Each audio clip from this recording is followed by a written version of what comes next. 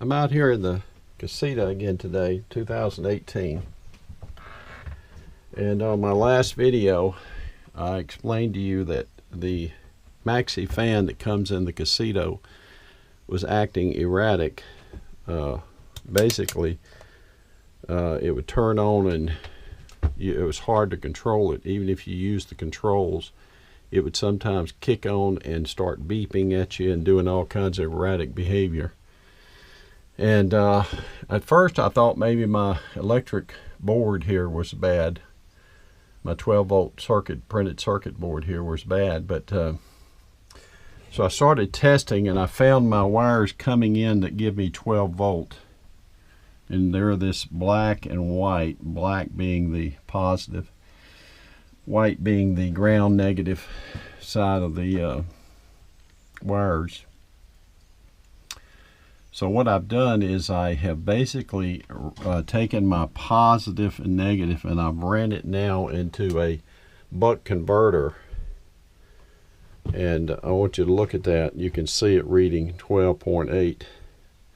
Thing about a buck converter is you can set the voltage going out and regulate it. It's got a little switch here on it that actually will let you change the reading, whether you want to read in or out. And of course I'm wanting to read out going. And what we're trying to do here is stabilize this voltage. And that's the problem with the Maxi fan. It's very sensitive to voltage changes, and particularly those of you that have solar systems. If you're running, upward of say 13, 9, 14 volts, this little board here is very sensitive and can handle at most probably about 13.9 volts. And when it gets hit with more than that, it starts that erratic behavior. When you install a buck converter here, what you're doing is you're regulating the output of that in this case. And so what I'm going to do is, you can see I'm going to regulate it and keep it at 12.8, 12.7, so that it's a consistent source of voltage going in and passing through that board.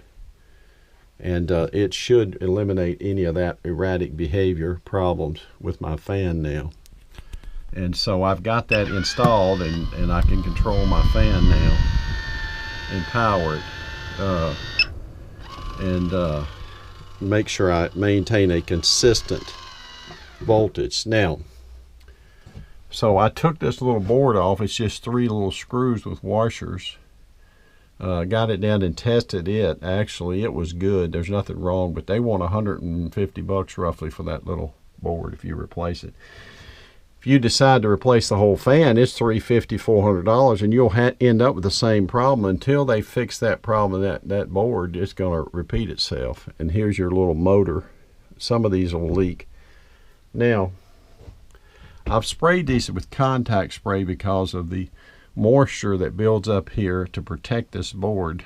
And that's a whole different subject, but you can spray this to help protect it against moisture. Now, I'm not finished, but I wanted you to see I've got some Velcro up here. So my plan is to put that little buck converter board right here and let it ride there always. I'm going to dress this up. You can see I've already got some snap connectors here.